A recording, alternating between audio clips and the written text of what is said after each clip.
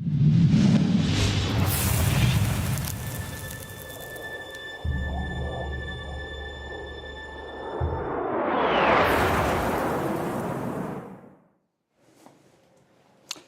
everybody, welcome to Afterburner. I'm Bill Whittle.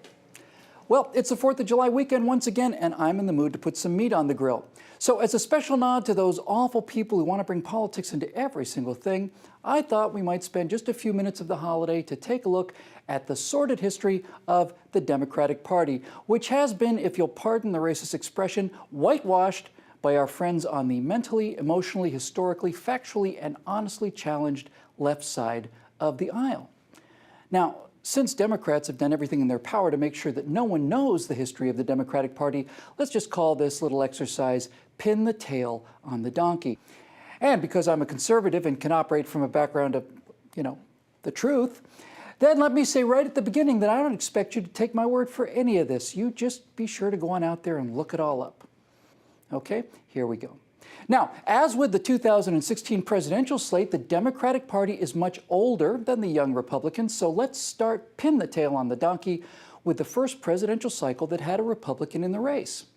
In 1856, the election was a three-way affair between Democrat James Buchanan, American Party candidate Millard Fillmore, and John C. Fremont, representing the fresh-out-of-the-box Republican Party, otherwise known to Democratic hecklers as the Black Republican Party. That was a racial slur used by the Democrats since the Republican Party was created specifically from disaffected Whigs in order to combat slavery. That's why the Republican Party was formed. Now, here are the results: a big Democratic win without a majority for James Buchanan, who would go on to secure the Democratic Party trifecta of having the three worst chief executives in American history: James Buchanan, Jimmy Carter, and President Golf Cart. Now, Buchanan sat for 4 years and watched the Civil War approaching. If there'd been golf courses back then, he would have been on them, and maybe he would have taken the top spot. But as it was, he said in private he was going to be the last president of the United States, and he very nearly was. All Buchanan wanted was to survive his term before the shooting started. And so the job of, saving America fell to the next Republican candidate in 1860. Now, what most people don't realize about the election of Abraham Lincoln was that the 7 states of the deep Confederacy had left the Union before Lincoln even took office. Not only did the Republican not carry a single slaveholding state, there were entire counties in the Democratic South where he did not receive a single popular vote, not even one, not even as a joke or a protest. That's because the slaveholding, racist, Democratic states and politicians that had just left the Union to form the Confederacy knew that the election of a Republican president meant the end of slavery in America. You see this flag that modern Democrats try to pin on Republicans? It was invented, as was the entire Confederacy, because Democrats walked out of the Union because once a Republican president had been elected, slavery was finished in America. Now, that's why the person perhaps most singly responsible for ending slavery in America, the brilliant and courageous Frederick Douglass, once wrote, quote, "I'm a Republican, a black, dyed-in-the-wool Republican, and I never intend to belong to any other party than the party of freedom and progress." Don't believe me? Look it up. Moving on. In 1864, 1 year after Republican Abraham Lincoln issued his Emancipation Proclamation, the Democrats ran as their candidate George B. McClellan. Now, Lincoln had appointed the little Napoleon to command the Army of the Potomac, march down to Richmond, and end the war. But McClellan, who kept demanding more men, more wagons, more artillery, and more time, never seemed to get around to it, until finally he did, where he was promptly whipped by Robert E. Lee in the Peninsula Campaign. Now, although personally for continuing the war, McClellan bowed to the Democratic Party platform that called for immediate peace with the Confederacy, a move that would have ended the war and also given us 2 countries, one in which their cherished institution of slavery stayed intact. Now, one of the most influential Democratic delegates of 1864 was Clement Vallandigham from Ohio. He had called the Civil War to end slavery, quote, "a wicked, cruel, and unnecessary war," unquote.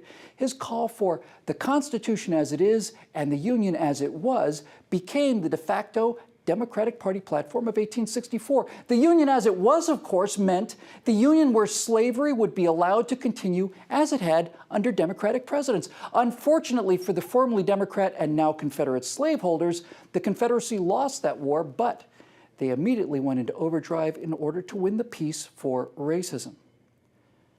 I hate to break it to you, but it was defeated Democrats that started the Ku Klux Klan, and it was these same former and then once again Democrats that created in the years right after the Civil War two modern institutions, gun control and marriage licenses.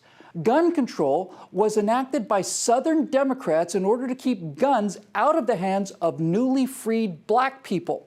And marriage licenses, you know, the idea that the government could tell people who could marry whom, was invented by Democrats to prevent black people from marrying white people. Don't believe me? Look it up. All of those lynchings, those were Democrats. The first black senators and representatives, they were all Republicans, including these two men. Republican Hiram Revels, the first black member of Congress, and Joseph Rainey, who became pro tempore Speaker of the House of Representatives and who received death threats from Southern Democrats for his efforts to suppress the KKK by force. Charming people, these Democrats, aren't they? It was Southern Democrats that wrote the Jim Crow laws that segregated the South in the century after the Civil War, and it was the post-Reconstruction elections of these Southern Democrats that were responsible for colored-only drinking fountains and colored-only cafeteria spaces and all the rest. Now, while it's hard to talk about the history of the Democratic Party without their incessant racism, which continues to this day, let's just very quickly look at Democratic economics. Now, between 1920 and 1921, the United States entered its first actual depression. You probably haven't heard of it because it didn't last very long, and it didn't last very long because a Republican named Calvin Coolidge was president at the time.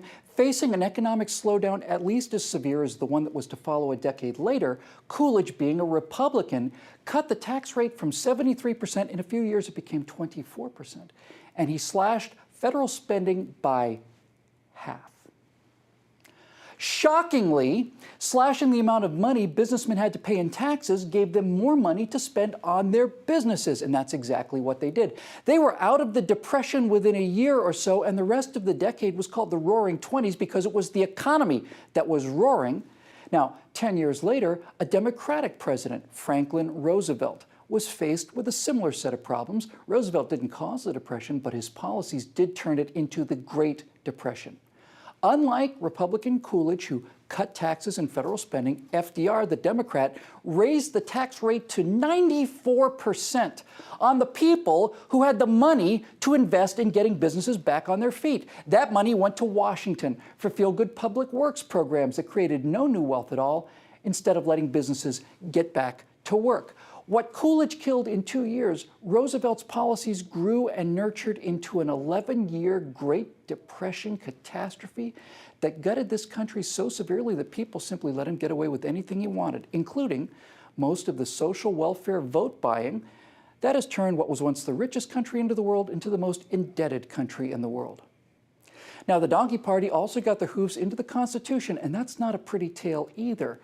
I could and have, in fact, done about an hour on each of the three big progressive amendments, but we don't have that kind of time. So, in a nutshell, the 16th Amendment gave us the income tax so that today you can send about half of your money to Democrats in Washington for them to buy votes with. The 17th Amendment gave all of your power to Democrats in Washington by changing the way that people were elected to the Senate, the House of the States, which had previously protected states' interests and power, but which now became sort of a glorified country club. And of course, the 18th Amendment, prohibition, which deprived you of your ability to have a drink at the end of the day to soften the blow of all of these racist and economic nightmares Democrats have inflicted upon America. By the way, it took Democrats to pass the only constitutional amendment to actually take away an existing freedom. It's kind of what they do, taking away people's freedom, but back to race.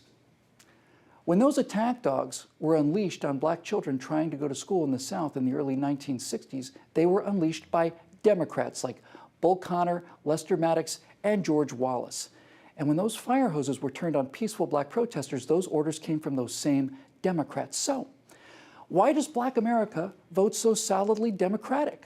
Well, the Democrats will tell you that the teams switch sides.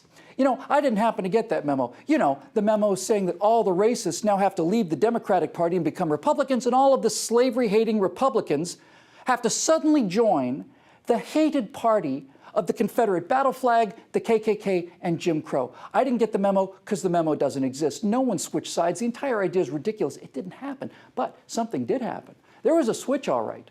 And it was a switch masterminded by the great Democratic champion of Black America, Lyndon Baines Johnson. Realizing that the South was emerging from its racist past to start voting Republican, he knew the game was over, and then he had an epiphany. Republicans and Democrats didn't switch sides, but the Democrats most certainly did switch strategies. And that switch in strategy can best be summed up by a direct quote from Democratic President Lyndon Baines Johnson, who said in the presence of two Southern governors, and I quote, "I'll have those n***s voting Democratic for the next 200 years. And so far, he has. Because that was the new strategy for the Democrats, you see, and it's worked like a charm. Buy the votes of Black America with handouts, you know, just enough to keep them coming back every 2 years. It's a Democratic vote plantation is what it is. And Black America is enslaved to it as thoroughly as they were when they were slaves under Democratic politicians and policies, as we've just seen.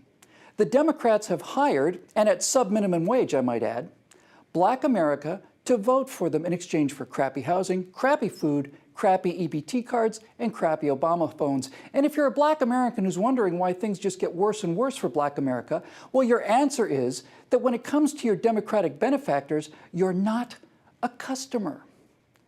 You're an employee. You're a minimum wage employee. We Republicans find this entire entitlement slavery disgusting. We want no part of it. The Republican Party was formed in opposition to slavery of any kind, and it remains that way to this day. So why haven't you heard about this horrible tale that belongs to that donkey? Well, it's because of what my friend and colleague Andrew Klavan calls the Democratic ring of power.